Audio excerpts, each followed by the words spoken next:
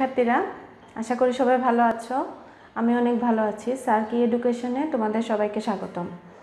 আজ আমি তোমাদের তৃতীয় শ্রেণীর গণিত বিষয়টি পড়াবো এবং আমরা আজকে অধ্যায় 5 আলোচনা করব। আমি তোমাদের সাথে আছি Jayashree Bhattacharya, SAARC international school Bangladesh. আজ আমরা ভাগ নিয়ে আলোচনা করব। অধ্যায় 5 হচ্ছে ভাগ। লাস্ট ভিডিওগুলোতে আমরা অধ্যায় 4 নিয়ে অর্থাৎ গুণ নিয়ে আলোচনা করেছিলাম, গুণ সংক্রান্ত কিছু সমস্যা সমাধান করেছিলাম এবং সৃজনশীল অঙ্ক করেছিলাম, যেগুলো তোমাদের যোগ্যতা ভিত্তিক এবং কাঠামোবদ্ধ প্রশ্নের জন্য গুরুত্বপূর্ণ। এরকম আমরা কয়েকটা যোগ্যতা ভিত্তিক প্রশ্ন আলোচনা করেছিলাম। তোমরা যদি ওই ভিডিওগুলো না দেখে থাকো তাহলে আগের ভিডিওগুলো অবশ্যই দেখে নিবে। এখন আমরা অধ্যায় 5 করব ভাগ। দেখো, অধ্যায় 5 ভাগ অঙ্ক করার ক্ষেত্রে আমাদের কিছু সূত্র, ছোট ছোট কিছু সূত্র কি করতে হবে, অবশ্যই শিখে নিতে হবে এবং কিছু প্রশ্নের উত্তর অবশ্যই জানতে হবে বোঝার জন্য যে ভাগ আসলে কি। দেখো, আমি এগুলো এখানে পাশে লিখে রেখেছি। ভাগ কি? প্রথম প্রশ্নটা হচ্ছে ভাগ কি। আমরা ভাগ বলতে কি বুঝি? আমরা যখন কোনো কিছুকে ভাগ করি তখন সেটাকে আমরা কি করি, আমরা বারবার কি করি, ছোট ছোট অংশে বিভক্ত করি। তো এটাকে আমরা এক ধরনের বিয়োগ বলতে পারি, অর্থাৎ বিয়োগের সংক্ষিপ্ত প্রক্রিয়াই হচ্ছে ভাগ। তার মানে আমরা যখন কোনো ভাগ করি তখন আমরা কি করি, আমরা যাতে বড় বড় বিয়োগ না করতে হয়, অর্থাৎ একটা অংশ যখন একটা সংখ্যা থাকবে তখন ওইটাকে বারবার যেমন ছোট ছোট অংশে কি করার জন্য, বিভক্ত করার জন্য কি করতে হয়, বিয়োগ করতে হয়। তো বিয়োগ বারবার না করে আমরা যদি সেটাকে ভাগ করি তাহলে আমাদের কাজটা কি হয়ে যায়, সহজ হয়ে যায়। তাই আমরা ভাগ বলতে কি বুঝি, ভাগ হচ্ছে বিয়োগের সংক্ষিপ্ত প্রক্রিয়া। আমরা গুণের ক্ষেত্রে পড়েছিলাম গুণ হচ্ছে যোগের সংক্ষিপ্ত প্রক্রিয়া আর ভাগ হচ্ছে বিয়োগের সংক্ষিপ্ত প্রক্রিয়া। আশা করি তোমরা বুঝতে পেরেছো। ভাগ মানে হচ্ছে বিয়োগের সংক্ষিপ্ত প্রক্রিয়া। আমি একটা উদাহরণ দিয়ে তোমাদেরকে, মনে করো আমাদেরকে বলা হলো যে 50 থেকে 50-এর অর্ধেক চলে গেলে কত হবে। তো 50-এর অর্ধেক হচ্ছে 25, 25 চলে গেলে কত হবে। আমরা সেটাকে কি করতে পারি, মানে 50-কে আমরা 2 ভাগ করতে পারি। 2 ভাগ করলে কি হবে, 50-কে আমরা 2 দিয়ে ভাগ করলে আমাদের উত্তরটা হবে 25। আবার আমরা 50 থেকে যদি 25 বিয়োগ করি তাহলেও আমাদের উত্তরটা হবে 25। কিন্তু 25 যে 50-এর অর্ধেক সেটা আমরা জানি, কিন্তু যদি কোনো বড় সংখ্যা হয়, বলা হয় যে বড় সংখ্যার তার থেকে অর্ধেক বাদ দিতে হবে, তাকে কি করতে হবে, 2 ভাগ করে দিতে হবে। অমুক মনে করো বলা হলো যে 500 টাকাকে রিনাকে দাও অর্ধেক আর গীতাকে দাও অর্ধেক। তো সেক্ষেত্রে আমরা কিভাবে বুঝবো যে 500-এর অর্ধেক কত। তো এটা হচ্ছে বড় বড় সংখ্যার ক্ষেত্রে আমরা জানি না যে আসলে এটার অর্ধেক কত। সেটা বের করার জন্য আমরা কি করতে পারি, আমরা 2 দিয়ে ভাগ করতে পারি। অর্ধেক কখন হয়ে যায়, যখন আমরা কোনো জিনিসকে 2 ভাগ করে ফেলি তখন সেটা অর্ধেক অর্ধেক হয়ে যায়। যেমন এই যে ডাস্টারটা আছে, এটাকে যদি আমরা 2 ভাগ করে ফেলি তাহলে কি হয়ে যাবে, এই ভাগটা হবে অর্ধেক, এই ভাগটা হবে অর্ধেক। তার মানে এটাকে আমরা কত দিয়ে ভাগ করতে হবে, 2 দিয়ে ভাগ করতে হবে। তার মানে আমরা মূলত কি করছি, ভাগের মাধ্যমে আমরা কিন্তু বিয়োগই করছি। তার মানে 2টা অংশ আলাদা করার জন্য আমাদের কি করতে হয়, এটা পুরাটা থেকে অর্ধেক বাদ দেয়া। তো অর্ধেক বাদ দেয়া মানে কি, বিয়োগ করা। তার মানে যদি আমরা ভাগ করে ফেলি তাহলে আমরা মূলত কি করতেছি, আমরা আসলে কিন্তু বিয়োগ অঙ্কই করছি। তার মানে ভাগ হচ্ছে বিয়োগের সংক্ষিপ্ত প্রক্রিয়া। এরপরে দেখো ভাগের সূত্রটি কি। ভাগের সূত্র হচ্ছে 2 ধরনের লেখা যায়। ভাগের সূত্র প্রথমে আমরা লিখব যে আমরা জানি যে ভাগের ক্ষেত্রে যে অঙ্ক উত্তরটা বের হয় সেটাকে আমরা বলি কি, ভাগফল। তো ভাগফল সমান কি হবে,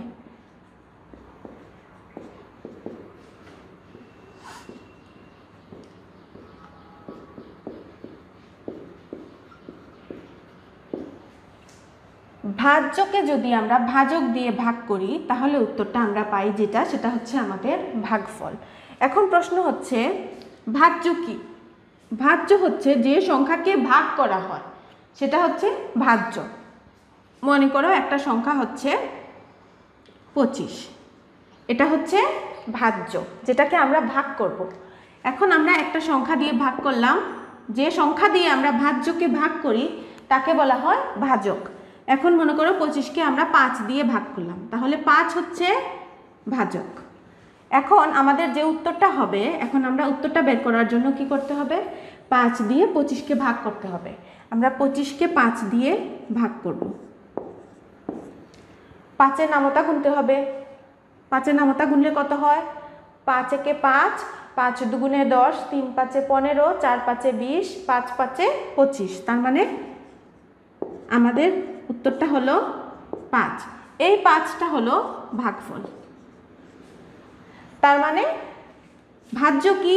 ভাজ্য হচ্ছে যে সংখ্যাকে ভাগ করা হয় সেটা হচ্ছে ভাজ্য, যে সংখ্যা দিয়ে ভাজ্যকে ভাগ করা হয় সেটা হচ্ছে ভাজক, এবং ভাজ্যকে ভাজক দ্বারা ভাগ করলে যে ফলাফল বের হয় তাকে বলা হয় ভাগফল। আশা করি তোমরা এই তিনটা বুঝে ফেলেছ, ভাজক, ভাগফল, এরপরে কি ভাজ্য।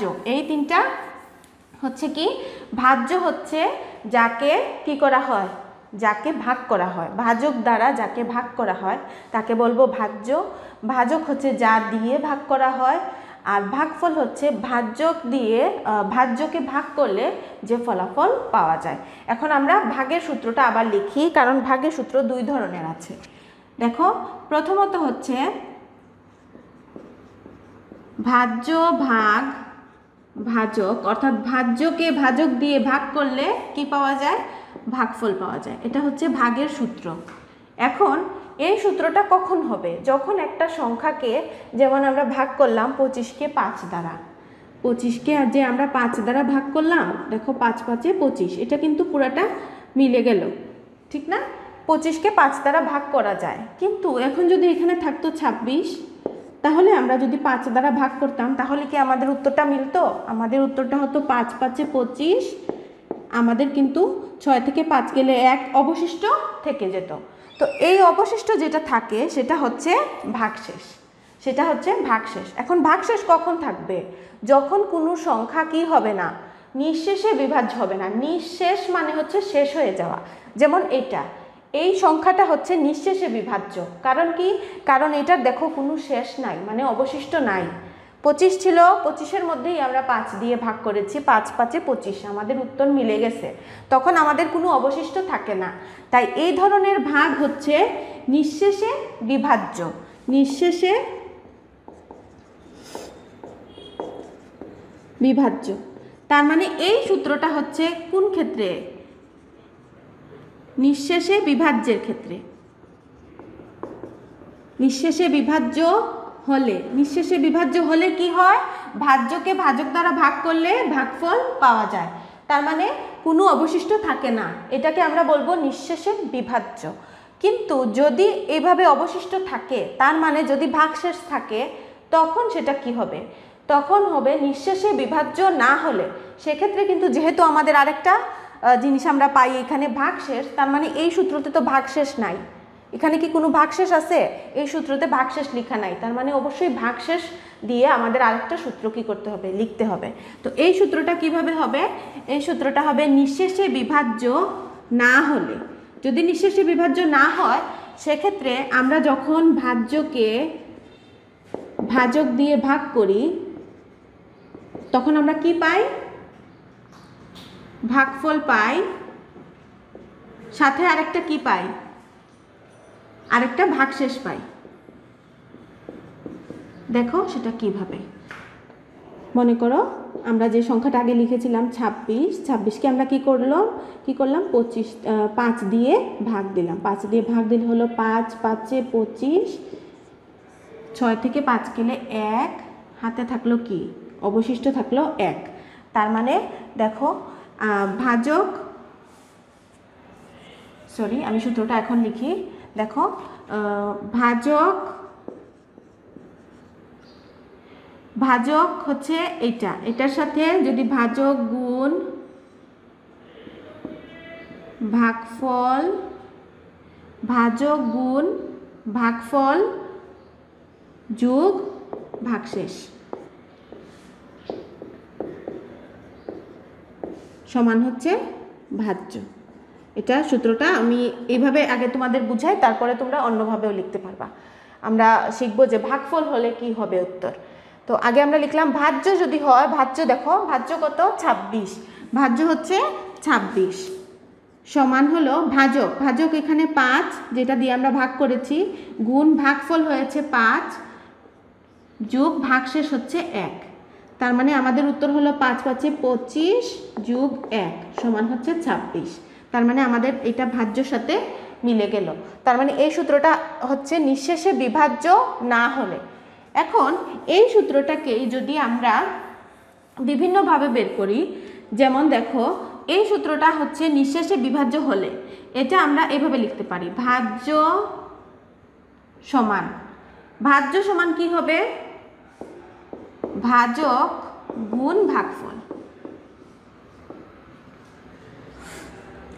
ভাজকের সাথে ভাগফল গুণ করলে আমরা ভাজ্য পাবো। এই একটা সূত্র থেকেই আমরা কিন্তু বাকি দুটো লিখতে পারবো। এখন এটার ক্ষেত্রে ভাজ্য তো আমরা পেয়েছি, এখন আমরা লিখব ভাগশেষ সমান। আগে আমরা ভাগশেষ লিখি, তারপর ভাগফল লিখব। ভাগশেষ সমান, দেখো ভাগশেষ সমান আমরা কি লিখতে পারি, ভাজ্য বিয়োগ ভাজক গুণ ভাগফল, আমরা এটা লিখতে পারি। দেখো এবার আমরা ভাগশেষ সমান কি দেখি, ভাগশেষ সমান হচ্ছে ভাজ্য বিয়োগ ভাজক গুণ ভাগফল। তার মানে ভাজ্য থেকে যদি ভাজক আর ভাগফলের গুণটা আমরা কি করে দিই, গুণফলটা আমরা বিয়োগ করে দিই, তাহলে আমরা ভাগশেষ পেয়ে যাব। দেখো এই সূত্রগুলো হচ্ছে নিঃশেষে বিভাজ্য না হলে, অর্থাৎ যদি আমরা কোনো ভাগ করি এবং ভাগের ক্ষেত্রে কোনো অবশিষ্ট থেকে যায়, সেক্ষেত্রে সেই ভাগটাকে আমরা নিঃশেষে বিভাজ্য বলতে পারি না। কখন ভাগটা নিঃশেষে বিভাজ্য হয়, যখন ভাগের কোনো অবশিষ্ট থাকে না, শুধু ফলাফল বের হয়। তার মানে ভাজক গুণ ভাগফল সমান হচ্ছে ভাজ্য। তার মানে ভাজ্য সমান যখন ভাজক গুণ ভাগফল হয় তখন কোনো ভাগশেষ থাকে না, সেটা হচ্ছে নিঃশেষে বিভাজ্য। কিন্তু যদি এরকম না হয়, যদি আমরা একটা ভাগশেষ পেয়ে যাই, সেক্ষেত্রে আমাদের এই সূত্রগুলো হবে কি কি, দেখো ভাজ্য সমান হবে ভাজক গুণ ভাগফল যোগ ভাগশেষ, ভাজক সমান হবে ভাজ্য বিয়োগ ভাগশেষ, তার মানে ভাজ্য থেকে ভাগশেষকে বিয়োগ করতে হবে, তারপর যে ফলটা পাওয়া যাবে সেটাকে ভাগফল দ্বারা ভাগ করতে হবে। আর ভাগফল সমান হচ্ছে ভাজ্য থেকে ভাগশেষ বিয়োগ দিতে হবে, তারপর যে ফলাফল পাওয়া যাবে তাকে ভাজক দিয়ে ভাগ করতে হবে। আর ভাগশেষ হচ্ছে ভাজ্য বিয়োগ ভাজক গুণ ভাগফল, তার মানে ভাজ্য থেকে ভাজক এবং ভাগফলের যে গুণফলটা সেটাকে বিয়োগ করতে হবে। তার মানে এই সূত্রগুলো হচ্ছে তোমাদের জন্য খুবই ইম্পর্টেন্ট। যে কোনো অঙ্কের ক্ষেত্রে আমি তোমাদের একটা উদাহরণ দিয়ে বোঝাই। যেমন মনে করো আমরা কোন সূত্রটা নিতে পারি, আমরা এই অংশটা নিই, মনে করো ভাজক হচ্ছে 5। এখন আমরা লিখতে পারি ভাজ্য হচ্ছে 26, যেটা আমাদের অঙ্কের মধ্যে ছিল একটু আগে, যেটা আমরা করলাম 26 বিয়োগ ভাগশেষ ছিল 1, ভাগ হচ্ছে ভাগফল ছিল 5। দেখো 26 থেকে 1 গেলে কত, 25, 25কে 5 দ্বারা ভাগ করলে হয় 5। তার মানে এটা হচ্ছে আমাদের ভাজকের সূত্র। একইভাবে ওইগুলাতেও যদি সেম তুমি মান বসাও তাহলে দেখবা যে উত্তরগুলা বের হয়ে যাবে। এখন আশা করি তোমরা ভাগের সূত্রগুলো বুঝতে পেরেছো এবং ভাগশেষ পর্যন্ত বুঝে ফেলেছো। এখন আমরা দেখব ভাজক শূন্য হলে কি হয়। যদি ভাজক শূন্য হয়, আমরা একটা ভাগের ক্ষেত্রে যে সংখ্যা দিয়ে ভাগ করব সেটাই যদি শূন্য হয় তাহলে কি হয়। মনে করো আমরা 6কে ভাগ করব 0 দিয়ে, তাহলে কি হবে, তাহলে ভাগ হবে না। ভাজক যদি শূন্য হয় তাহলে কি ভাগ হবে না, অবশ্যই ভাগ হবে। ভাজক শূন্য হলে ভাগফলও কি হয়, শূন্য হয়। ভাজক শূন্য হলে ভাগফলও শূন্য হয়।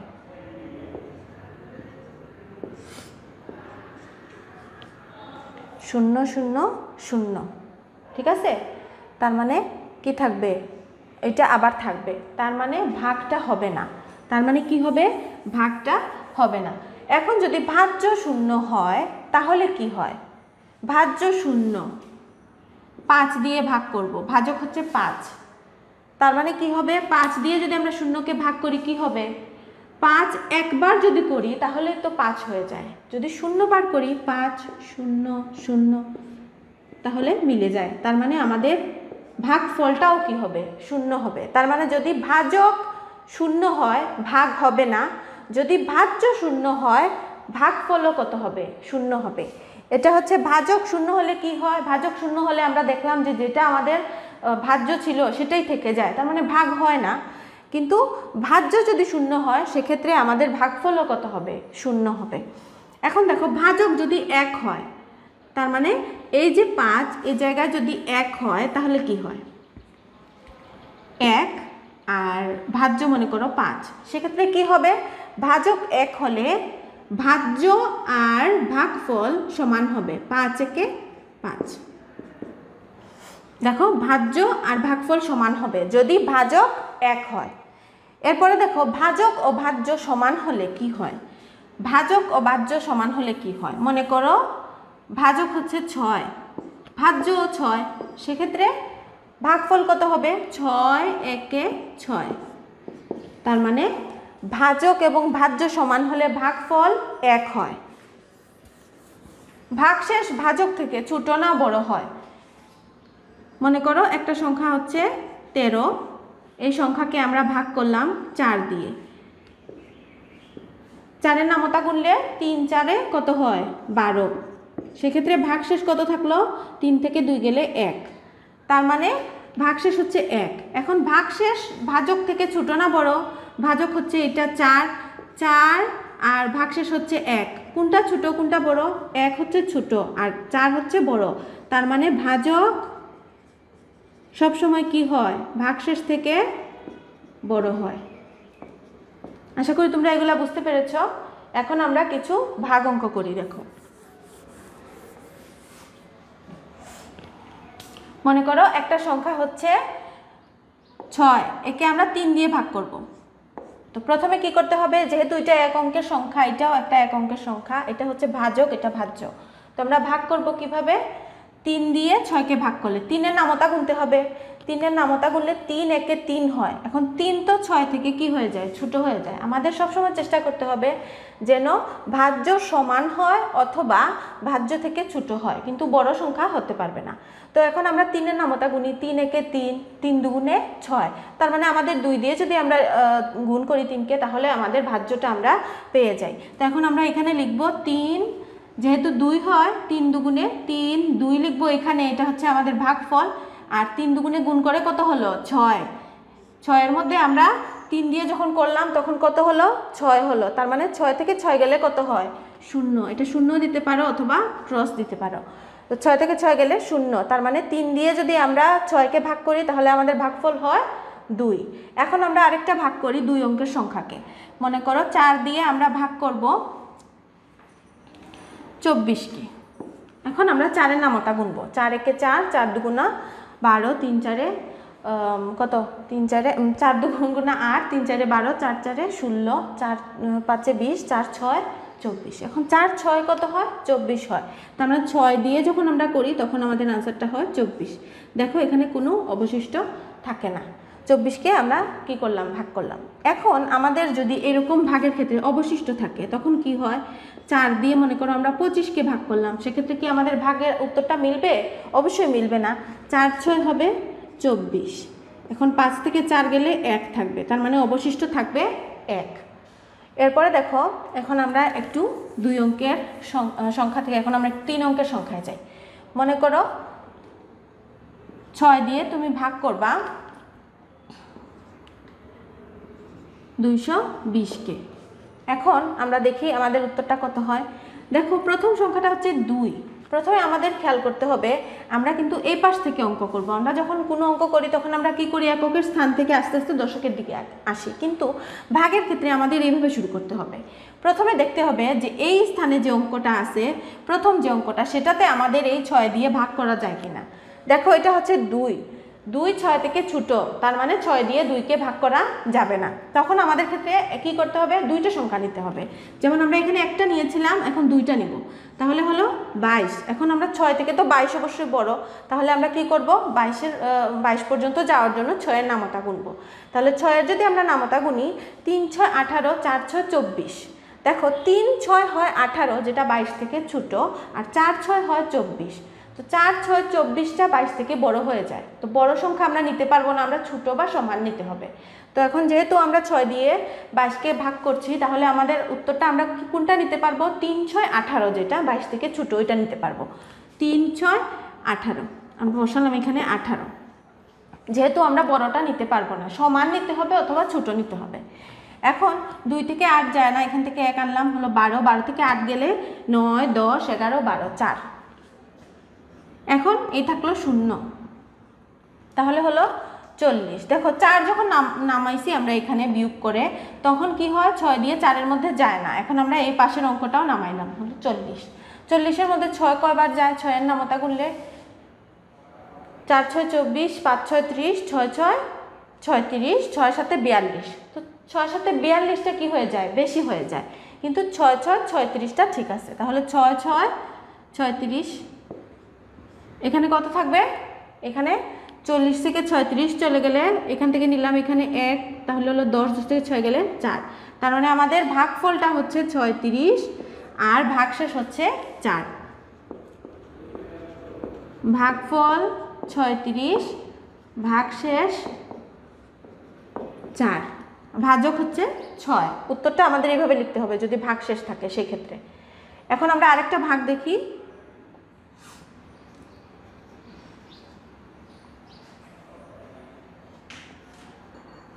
দেখো আমরা এখন 3 দিয়ে ভাগ করি। 3 দিয়ে যদি আমরা ভাগ করি, প্রথমে আমরা দেখব 1 সংখ্যাটা। 1-এর মধ্যে কিন্তু 3 যাবে না, কারণ 1 3 থেকে ছোট। তখন আমাদের কি করতে হবে? 2টা নিতে হবে। তাহলে 16। 16-এর মধ্যে দেখো 3 থেকে অবশ্যই বড়। এখন আমরা 3-এর নামতা গুনব। 3 একে 3, 3 দুগুণে 6, 3 3 এ 9, 3 4 এ 12, 3 5 এ 15, 3 6 18। এখন 18টা দেখো 16 থেকে বড় হয়ে যায়, তাহলে আমরা 18 নিব না। যেহেতু আমাদের 16 আনসার হচ্ছে না 3-এর নামতা গুনে, তাহলে আমরা কি করব? আমরা হয় ছোটটা নিব কি নাইলে সমানটা নিব। তো সমান যেহেতু হচ্ছে না, আমরা ছোটটা নিব। তো ছোটটা নিলে কি হয়? 3 5 এ 15, 3 6 18, যেটা 16 থেকে বড় হয়ে যায়। তো 3 5 এ 15 নিলাম আমরা 15। তো 15 থেকে 16 থেকে 15, 6 থেকে 5 গেলে 1, 1 থেকে 1 গেলে 0, এই 0 আর লিখতে হবে না। এখন এই 1-এর মধ্যে কি 3 দিয়ে আমরা ভাগ করতে পারবো? পারবো না। যখন এখানে যে ভাগশেষটা বের হবে সেটাতে ভাগ করা যাবে, তখন আমরা ভাগ করব। যদি না যায় সেক্ষেত্রে আমরা পরের সংখ্যাটা নামাবো। দেখো পরের সংখ্যাটা হচ্ছে 5, নামাইলাম আমরা 5। এখন 3-এর নামতা গুনো। 3-এর নামতা গুনলে কি হয়? 3 5 এ 15। এখন আমাদের উত্তরটা মিলে গেল। আমাদের উত্তরটা হচ্ছে 55। আশা করি তোমরা এই গুণগুলো ভালো করে বুঝেছো। আমরা আরেকটা গুণ করি, চলো।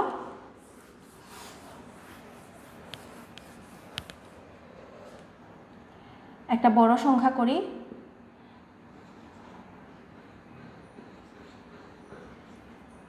এখন আমরা কি করব?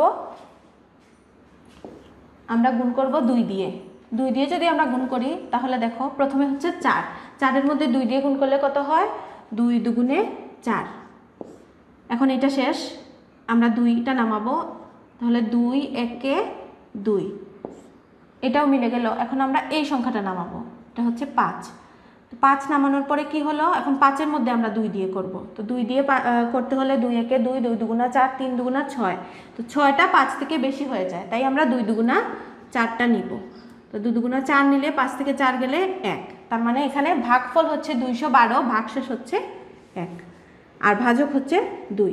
আশা করি তোমরা এই সংখ্যাগুলো এবং আমি যে কয়েকটা ভাগ করালাম তোমরা ভালো করে বুঝতে পেরেছো। সবাই ভালো করে করবে এগুলা। সবাইকে ধন্যবাদ।